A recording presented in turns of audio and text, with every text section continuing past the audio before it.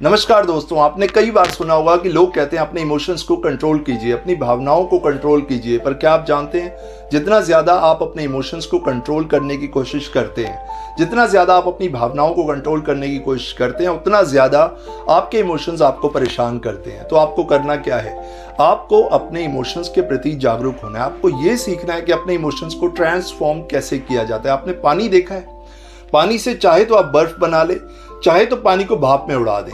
आपके इमोशंस आपकी स्ट्रेंथ हैं और यही इमोशंस आपकी वीकनेस बन सकते हैं अगर आप ये नहीं जानते कि अपने इमोशंस को किस तरीके से सही तरीके से यूज किया जाता है। अब ये बताइए, आपने कई बार नोटिस किया होगा कि किसी किसी स्थिति में आप नहीं होना चाहते, कहीं आप नहीं होना चाहते, कोई परिस्थिति ऐसा होता है जहां आप नहीं होना चाहते, बट फिर भी आप वहां पहुंच जाते हैं। ऐसा क्यों होता है? क्यों ऐसा हुआ कि आप वहां नहीं होना चाहते थे फिर भी आप वहां पहुंच गए? अब इसको ऐसे समझिए, मान लीजिए आज एक इंसान को आप पसंद करते हैं, उसके प्रति आपके अच्छे विचार हैं, कल आपके विचार उसके प्रति बदल जाते हैं, बट आप इमोशनली उस इंसान से कनेक्ट हो जाते हैं, आपकी भावनाएं उस इंसान से जुड़ जाती हैं। तो क्या होगा आपके साथ? आप चाहते हुए भी कि उस इंसान के पास ना जाएं, आपके इमोशंस, आपकी फीलिंग्स, आपकी भावनाएं आपको उसके पास ले जाएंगी। आप वहां नहीं जाना चाहते। ऐसा क्यों हुआ? क्योंकि आपके माइंड में एक डाटा स्टोर हो गया, एक डाटा स्टोर हो गया जो आपके इमोशंस बन गए और वो इमोशंस आपको बार बार वहां ले जाएंगे। अब आपने कभी देखा होगा, जो नशा करने वाले लोग हैं, नशा करने वाले जो लोग हैं, ऐसा नहीं है कि वो नहीं जानते कि नशा करना बुरी बात है, ऐसा नहीं है कि वो नहीं जानते, उनको बहुत अच्छे तरीके से पता है कि नशा करने से शरीर खराब होता है, लाइफ खराब होती है, फैमिली खराब होती है, सब कुछ खराब हो जाता है, लेकिन फिर भी वो नशा क्यों करते हैं? अगर आप उनसे बात करेंगे तो वो कहेंगे हम जानते हैं कि नशा करने से शरीर खराब होता है, लेकिन क्योंकि वो अपनी भावनाओं के साथ, इमोशंस के साथ, फीलिंग के साथ उस नशे के साथ कनेक्ट हो गए।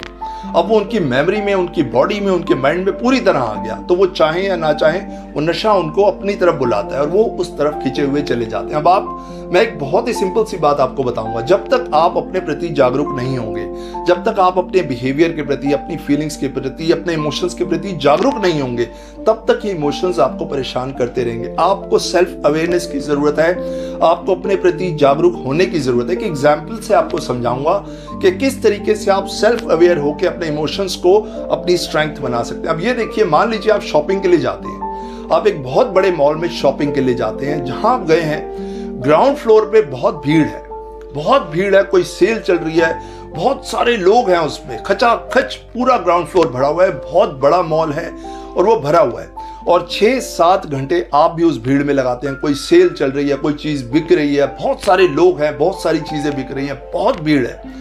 उसके बाद आप क्या करते हैं? उस भीड़ से निकल के आप उसी मॉल की फर्स्ट फ्लोर पे आ जाते हैं। जब आप फर्स्ट फ्लोर पे आते हैं तो वहां कोई भीड़ नहीं होती। जब आप नीचे देखते हैं तो वो भीड़ आपको नजर आती है, बहुत सारे लोग होते हैं, कीड़े मकोड़े की तरह चल रहे होते हैं, आप उन लोगों को देखते हैं। अब आप पॉपकॉर्न लेते हैं, आराम से पॉपकॉर्न खाते हैं और उस भीड़ को एंजॉय करते हैं, उस भीड़ को एंजॉय करते हैं। आप देखते हैं ब्यूटीफुल कलरफुल ड्रेसेस लोगों ने पहनी हुई है, लोग भाग भी रहे हैं, कुछ लोग बड़ी फनी एक्टिविटीज कर रहे हैं, कुछ लोग चीख रहे हैं, कुछ लोग कुछ कर रहे हैं, कुछ लोग, मतलब आप उनकी एक्टिविटीज को ऑब्जर्व करना शुरू कर देते हैं। आप पॉपकॉर्न खाते हैं और उस भीड़ को एंजॉय करते हैं।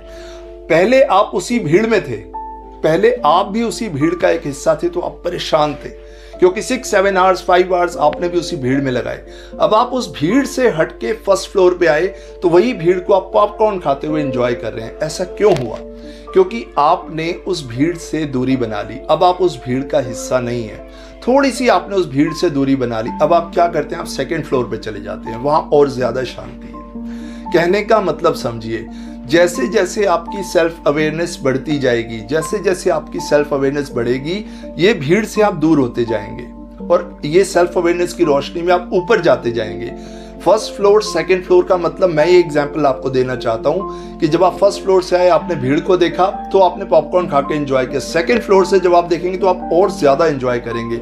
सेल्फ अवेयरनेस जो है वो आपको इतना अवेयर कर देगी कि आप इतनी ऊंचाई पे चले जाएंगे कि ये सब इमोशंस, ये फीलिंग्स और ये भावनाएं आपके आगे कहीं टिक ही नहीं पाएंगी और ये आपकी लाइफ से बिल्कुल छूमंतर हो जाएंगी। तो आपको करना क्या है?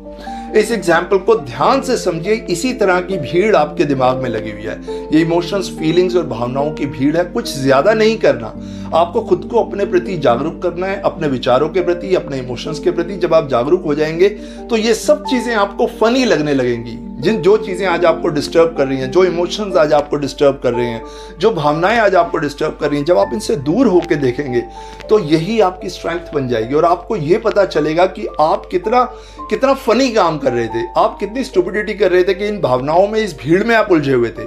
जब इस भीड़ से आपने खुद को अलग किया तभी आप अपनी लाइफ को अच्छे तरीके से जी पाएंगे। भीड़ का मतलब वो विचार, भीड़ का मतलब वो भावनाएं, वो फीलिंग्स जो आपको परेशान कर रही थी। बट क्या इसी भीड़ में रह के आप खुद को इंप्रूव कर सकते हैं? नहीं, आपको खुद को इस भीड़ से अलग करना होगा। ये भीड़ खुद को अलग नहीं करेगी, ये भीड़ तो बढ़ती जाएगी। इस मॉल में, इस ग्राउंड फ्लोर पे ये भीड़ बढ़ती जाएगी। उसी तरह आपके माइंड में ये विचारों की भीड़ बढ़ती जाएगी। ये इमोशंस, ये फीलिंग्स, ये भावनाएं आपको लगातार परेशान करती रहेंगी। करना आपको खुद है, अपनी सेल्फ अवेयरनेस से खुद को अलग करते जाना है और एक साक्षी भाव से, माइंडफुलनेस से आपको इन चीजों को देखना है। धीरे धीरे आप देखेंगे कि इसका असर आपकी पूरी लाइफ पे पड़ेगा। कोई भी इमोशंस आपको डिस्टर्ब नहीं कर पाएंगे। इनफैक्ट आप अपने इमोशंस को समझ के उसको सही डायरेक्शन दे पाएंगे। सो माय डियर फ्रेंड्स, आज के इस वीडियो में मैंने आपसे अपना पर्सनल एक्सपीरियंस शेयर किया कि कहीं इमोशनल पेन में हो, कोई ऐसी भावनाएं या विचार आपको परेशान कर रहे हो तो उससे आप निकल पाएं। आज के इस वीडियो में मैंने पर्सनल एक्सपीरियंस शेयर किया ताकि मैं आपकी लाइफ में एक वैल्यू ऐड कर पाऊँ। तो आप इसको अप्लाई कीजिए, आप डेफिनेटली इससे अपनी पर्सनैलिटी में, अपने माइंडसेट में एक इंप्रूवमेंट फील करेंगे। Thank you so much. इसी तरह के और वीडियोस मैं आपके लिए लाता रहूंगा और कोशिश करूंगा कि आपकी लाइफ में एक वैल्यू ऐड कर पाऊं। Thank you so much. I will see you in my next video. Thank you.